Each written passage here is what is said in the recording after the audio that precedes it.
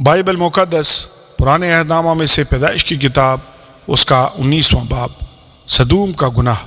اور وہ دونوں فرشتے شام کو سدوم میں آئے، اور لوط سدوم کے پہاٹک پر بیٹھا تھا، اور لوط ان کو دیکھ کر ان کے استقبال کے لیے اٹھا اور زمین تک جھکا اور کہا، اے میرے خداوندو، اپنے خادم کے گھر تشریف لے چلیے اور رات بھر آرام کیجیے اور اپنے پاؤں دھوئیے اور صبح اٹھ کر اپنی راہ لیجیے۔ اور انہوں نے کہا، نہیں، ہم چوک ہی میں رات کاٹ لیں گے۔ لیکن جب وہ بہت بجد ہوا تو وہ اس کے ساتھ چل کر اس کے گھر میں آئے، اور اس نے ان کے لیے ضیافت تیار کی اور بے خمیری روٹی پکائی، اور انہوں نے کھایا۔ اور اس سے پیشتر کہ وہ آرام کرنے کے لیے لیٹیں، سدوم شہر کے مردوں نے جوان سے لے کر بڈھے تک سب لوگوں نے ہر طرف سے اس گھر کو گھیر لیا۔ اور انہوں نے لوط کو پکار کر اس سے کہا کہ وہ مرد جو آج رات تیرے ہاں آئے کہاں ہیں؟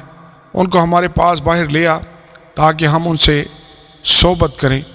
تب لوط نکل کر ان کے پاس دروازہ پر گیا اور اپنے پیچھے کواڑ بند کر دیا اور کہا کہ اے بھائیو، ایسی بدی تو نہ کرو۔ دیکھو، میری 2 بیٹیاں ہیں جو مرد سے واقف نہیں، مرضی ہو تو میں ان کو تمہارے پاس لے آؤں، اور جو تم کو بھلا معلوم ہو ان سے کرو، مگر ان مردوں سے کچھ نہ کہو، کیونکہ وہ اسی واسطے میری پناہ میں آئے ہیں۔ انہوں نے کہا، یہاں سے ہٹ جا۔ پھر کہنے لگے کہ یہ شخص ہمارے درمیان قیام کرنے آیا تھا اور اب حکومت جتاتا ہے، سو ہم تیرے ساتھ ان سے زیادہ بدسلوکی کریں گے۔ تب وہ اس مرد یعنی لوط پر پل پڑے اور نزدیک آئے تاکہ کواڑ توڑ ڈالیں، لیکن ان مردوں نے اپنے ہاتھ بڑھا کر لوط کو اپنے گھر میں کھینچ لیا اور دروازہ بند کر دیا۔ اور ان مردوں کو جو گھر کے دروازہ پر تھے، کیا چھوٹے کیا بڑے، اندھا کر دیا، سو وہ دروازہ ڈھونڈتے ڈھونڈتے تھک گئے۔ لوط سدوم سے روانہ ہوتا ہے۔ تب ان مردوں نے لوط سے کہا، کیا یہاں تیرا اور کوئی ہے؟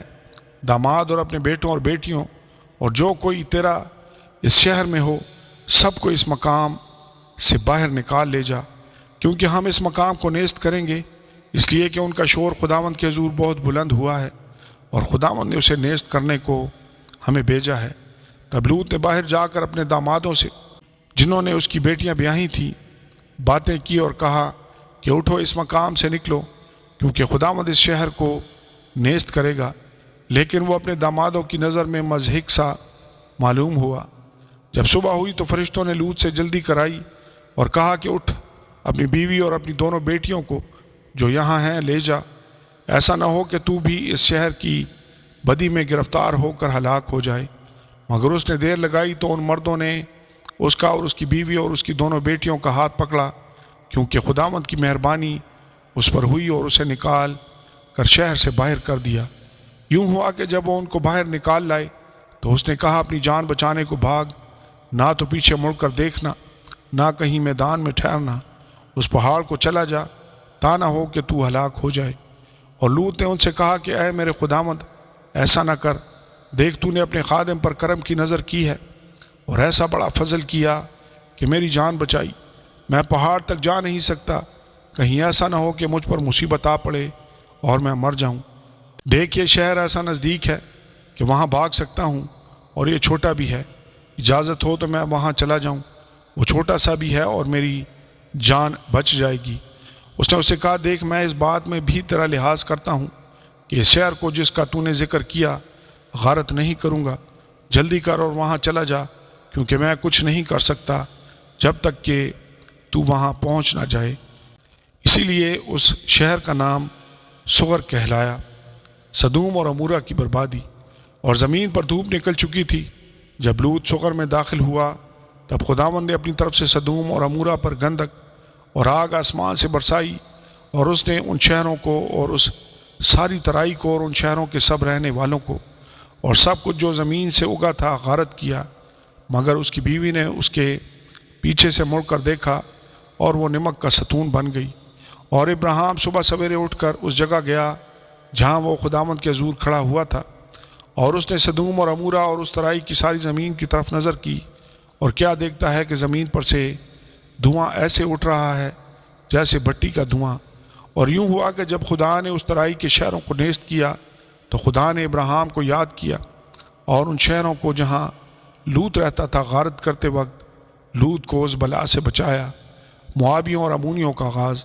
اور لوط صغر سے نکل کر پہاڑ پر جا بسا، اور اس کی دونوں بیٹیاں اس کے ساتھ تھیں، کیونکہ اسے صغر میں بستے ڈر لگا، اور وہ اور اس کی دونوں بیٹیاں ایک غار میں رہنے لگے۔ تب پلوٹھی نے چوٹی سے کہا کہ ہمارا باپ بوڑھا ہے، اور زمین پر کوئی مرد نہیں جو دنیا کے دستور کے مطابق ہمارے پاس آئے۔ آؤ ہم اپنے باپ کو میں پلائیں اور اس سے ہم آغوش ہوں، تاکہ اپنے باپ سے نسل باقی رکھیں۔ سو انہوں نے اسی رات اپنے باپ کو میں پلائی، اور پلوٹھی اندر گئی اور اپنے باپ سے ہم آغوش ہوئی، پر اس نے نہ جانا کہ وہ کب لیٹی اور کب اٹھ گئی۔ اور دوسرے روز یوں ہوا کہ پلوٹھی نے چھوٹی سے کہا کہ دیکھ، کل رات کو میں اپنے باپ سے ہم آغوش ہوئی، آؤ آج رات بھی اس کو میں پلائیں، اور تو بھی جا کر اس سے ہم آغوش ہو، تاکہ ہم اپنے باپ سے نسل باقی رکھیں۔ سو اس رات بھی اس نے اپنے باپ کو میں پلائی، اور چھوٹی گئی اور اس سے ہم آغوش ہوئی، پر اس نے نہ جانا کہ وہ کب لیٹی اور کب اٹھ گئی۔ سو لوط کی دونوں بیٹیاں اپنے باپ سے حاملہ ہوئیں، اور بڑی کے ایک بیٹا ہوا، اور اس نے اس کا نام مواب رکھا، وہی موابیوں کا باپ ہے جو اب تک موجود ہیں۔ اور چھوٹی کے بھی ایک بیٹا ہوا، اور اس نے اس کا نام بن امی رکھا، وہی بنی امون کا باپ ہے جو اب تک موجود ہیں۔ آمین اور آمین۔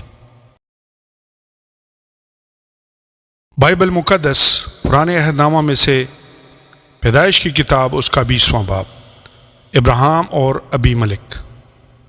اور ابراہیم وہاں سے جنوب کے ملک کی طرف چلا، اور قادس اور شور کے درمیان ٹھہرا، اور جرار میں قیام کیا۔ اور ابراہیم نے اپنی بیوی سارہ کے حق میں کہا کہ وہ میری بہن ہے، اور جرار کے بادشاہ ابی ملک نے سارہ کو بلوا لیا۔ لیکن رات کو خدا ابی ملک کے پاس خواب میں آیا اور اسے کہا کہ دیکھ، تو اس عورت کے سبب سے جسے تو نے لیا ہے ہلاک ہوگا، کیونکہ وہ شوہر والی ہے۔ پر ابی ملک نے اس سے صحبت نہیں کی تھی۔ سو اس نے کہا، اے خداوند، کیا تو صادق قوم کو بھی مارے گا؟ کیا اس نے خود مجھ سے نہیں کہا کہ یہ میری بہن ہے؟ اور وہ آپ بھی یہی کہتی تھی کہ وہ میرا بھائی ہے۔ میں نے تو اپنے سچے دل اور پاکیزہ ہاتھوں سے یہ کیا۔ اور خدا نے اسے خواب میں کہا، ہاں میں جانتا ہوں کہ تو نے اپنے سچے دل سے یہ کیا، اور میں نے بھی تجھے روکا کہ تو میرا گناہ نہ کرے، اسی لیے میں نے تجھے اس کو چھونے نہ دیا۔ اب تو اس مرد کی بیوی کو واپس کر دے، کیونکہ وہ نبی ہے، اور وہ تیرے لیے دعا کرے گا اور تو جیتا رہے گا۔ پر اگر تو اسے واپس نہ کرے تو جان لے کہ تو بھی اور جتنے تیرے ہیں سب ضرور ہلاک ہوں گے۔ تب ابی ملک نے صبح سویرے اٹھ کر اپنے سب نوکروں کو بلایا اور ان کو یہ سب باتیں کہہ سنائیں۔ تب وہ لوگ بہت ڈر گئے، اور ابی ملک نے ابراہیم کو بلا کر اس سے کہا کہ تو نے ہم سے یہ کیا کیا، اور مجھ سے تیرا کیا قصور ہوا کہ تو مجھ پر اور میری بادشاہی پر ایک گناہ عظیم لایا؟ تو نے مجھ سے وہ کام کیے جن کا ذکر مناسب نہ تھا۔ ابی ملک نے ابراہیم سے یہ بھی کہا کہ تو نے کیا سمجھ کر یہ بات کی؟ ابراہیم نے کہا کہ میرا خیال تھا کہ خدا کا خوف تو اس جگہ ہرگز نہ ہوگا، اور وہ مجھے میری بیوی کے سبب سے مار ڈالیں گے، اور فی الحقیقت وہ میری بہن بھی ہے، کیونکہ وہ میرے باپ کی بیٹی ہے، اگرچہ میری ماں کی بیٹی نہیں۔